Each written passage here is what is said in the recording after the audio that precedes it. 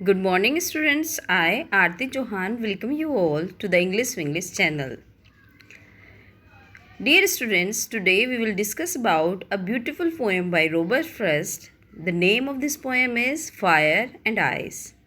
Fire and ice 10th class में लगी हुई सेकेंड पोएम है आपकी फर्स्ट फ्लाइट बुक में सेकेंड पोएम। ठीक है, अब हम इसके इंट्रोडक्शन के बारे में जानते हैं थोड़ा कि ये पोएम है क्या।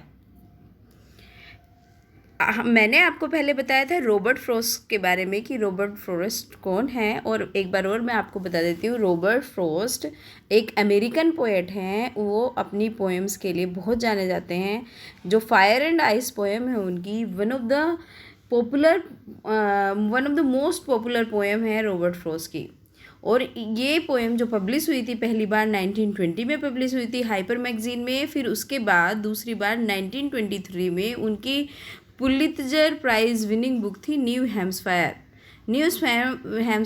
एक पोएम्स का कलेक्शन था जिसमें इनकी ये फायर एंड आइस बुक दोबारा से आई थी। It is one of the Frost best known and anthologised poem. Okay student, come to the poem now. Yes, the poem begins now. Some say the world will end in fire. Some say in ice. From what I have tasted of desire, I hold with those who favor fire. ये poem है बच्चों, मैं आपको बता दूं कि ये poem अपनी ग्रेट सिग्निफिकेंस रखती है because of its symbolism. The poet use symbolism. कहाँ पे सिम्बोलिज्म का यूज़ करा है पोएट ने? एक तो फायर में यूज़ करा है। Fire symbolise as a desire, मतलब फायर का मतलब उन्होंने यहाँ पे जो मनुष्य की इच्छाएं होती हैं, जो उसकी चाहतें होती हैं, जो वो उसकी जो चाहता है जिसको करने के लिए कुछ कर, जिन चाहतों के लिए वो कुछ भी कर जरने को आतुर रहता है, ये वो वाली डिज़ायर की बात करी है। और दूसरा वर्ड उन्होंने जो सिंबलाइज कर रहे हैं आइस को, उन्होंने किस चीज़ का सिंबल लिया है? हैट्रेड का। हेट का सिंबल किस चीज़ को लिया है? आपके आइस को। आइस उन्होंने हेट से सिंबलाइज करा है और फायर को डिज़ायर से। अगर आप ये समझ लेंगे तो समझ लीजिए आपको आधी पोएम समझ में आ गई। ठीक है, चलो हम इस स्टैंजा के पहले वर्ड मीनिंग्स पे देख लेते हैं। इसकी वर्ड मीनिंग्स क्या है इन 4 लाइन में। डिज़ायर मैंने अभी बताया, strong feeling of wanting something. जब हम कुछ, मतलब हमें बस ये पाना है, ये पाके रहना है, हमें ये हमें चाहिए और उसके लिए हम कोई भी कॉस्ट देने को तैयार रहते हैं, तो this is called desire. Favour आप सब लोग जानते हैं, बार बार यूज़ भी करते हैं आप अपनी कम्युनिकेशन में। फेवर का मतलब होता है किसी चीज़ को सपोर्ट करना, किसी चीज़ को अप्रूव करना कि मैं इसके फेवर में हूँ, हाँ मैं इसको इसके साथ एग्री करता हूँ, तो वही सब चीज़ क्या होती है? फेवर होती है। चलो अब देखते हैं line by line. What does the poet wants to say, क्या कहना चाहता है पोएट इनमें? देखिए, सम say the word will end in fire. कुछ लोग कहते हैं कि जो ये वर्ड है, जो ये संसार है, ये फायर में ख़त्म हो जाएगा।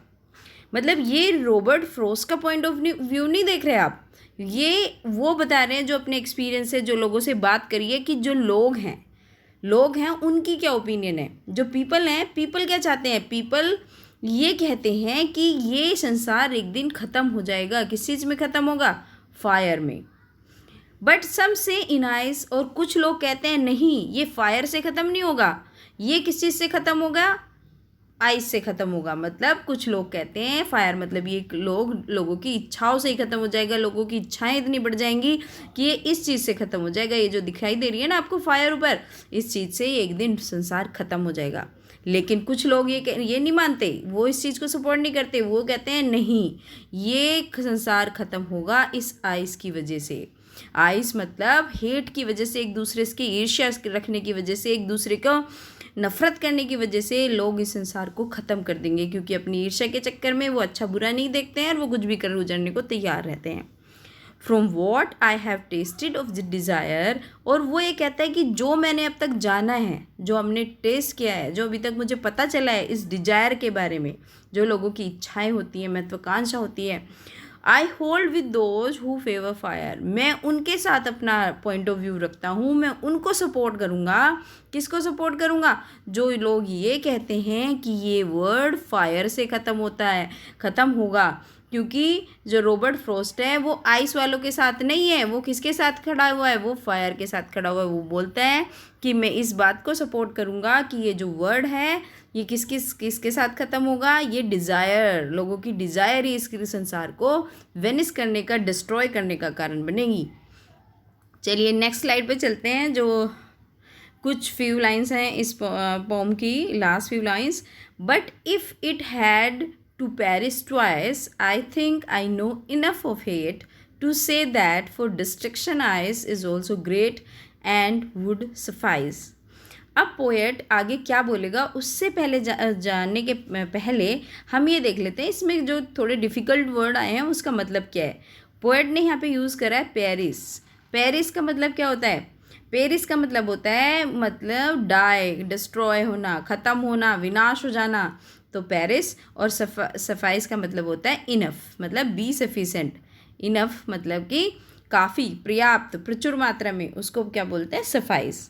But if it had to perish twice, लेकिन वो कहते हैं कि ठीक है मैं तो उन लोगों के साथ खड़ा हूँ जो ये कहते हैं कि फायर के साथ ख़त्म होगा, डिज़ायर के साथ ख़त्म होगा। ये सब फायर को उसने सिम्बलाइज करा है हमारी डिज़ायर्स के साथ। तो लेकिन वो ये कहता है कि लेकिन अगर ये कहा जाए कि ये संसार एक बार में नहीं 2 बार में ख़त्म होगा, ठीक है। तो अगर ये दो बार में ख़त्म होना है, I think I know enough of it to say that for destruction ice is also great, कि मैं ये सोचता हूँ कि ये जो हेट्रेड है, जो आइस है, जो हेट है, ये भी काफ़ी है संसार को ख़त्म करने के लिए। ऐसा नहीं है कि जो कि हेट है इससे ख़त्म नहीं हो सकता है। मैं तो ठीक है मैं डिज़ायर की तरफ हूँ, लेकिन जो लोग ये सोचते हैं कि ये ईर्ष्या से, लोगों की दुर्भावनाओं से ही ख़त्म होगा संसार, तो वो लोग भी ठीक कहते हैं, क्योंकि डिस्ट्रक्शन करने के लिए, विनाश करने के लिए आइस ही काफ़ी है। आइस का मतलब हेट से ही है, जैसे मैंने आपको बताया था। तो वो कहते हैं कि हेट भी काफ़ी है इस संसार को ख़त्म करने के लिए। एंड वुड सफाइस मतलब ये सफिशेंट है आइस भी ख़त्म करने के लिए। तो पोएट क्या कहना चाह रहे हैं बच्चों, पोएट ये कहना चाहते हैं कि एक ही चीज़ संसार को ख़त्म करने के लिए इनफ है, चाहे वो आइस हो, चाहे वो क्या कहते हैं, फायर हो। लेकिन हमारे वर्ड में क्या है, हमारे वर्ड में तो डिज़ायर्स भी भरी पड़ी हैं लोगों की, और लोगों में हेट्रेड भी भरी पड़ी है। तो संसार का अगर अंत करना है तो इन दोनों में से एक ही काफ़ी है, लेकिन यहाँ तो दो चीज़ हैं। तो वो ये कहते हैं कि ये इन दोनों से संसार का अंत निश्चित है। या तो ये सब चीज़ें छोड़नी पड़ेंगी, या फिर ये हमारा जो वर्ड है इट विल रूइंड, ये ख़राब हो जाएगा, डिस्ट्रॉय हो जाएगा, ठीक है। ये पोएम के अकॉर्डिंग रॉबर्ट फ्रॉस्ट हम सबको बतलाना चाहते हैं। अब हम आगे देखते हैं इसकी कुछ लिटरेरी डिवाइसेस के बारे में देखते हैं, जो इसमें पोएटिक डिवाइसेस उन्होंने यूज़ किए हैं इस पोएम को और ज़्यादा ब्यूटीफुल बनाने के लिए।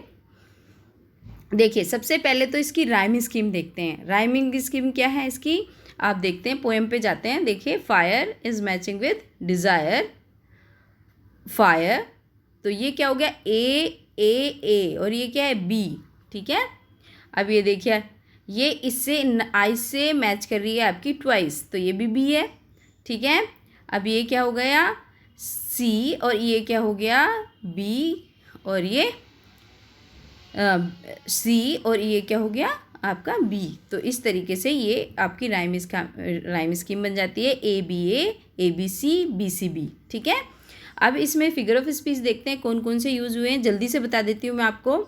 एलिट्रेशन फिगर ऑफ स्पीच, जैसे मैंने आपको बताया था, जब एक कॉन्सोनेंट साउंड स्टार्टिंग में ही किसी वर्ड के बार बार आती है तो हम क्या बोलते हैं, एलिट्रेशन, अनुप्रास अलंकार।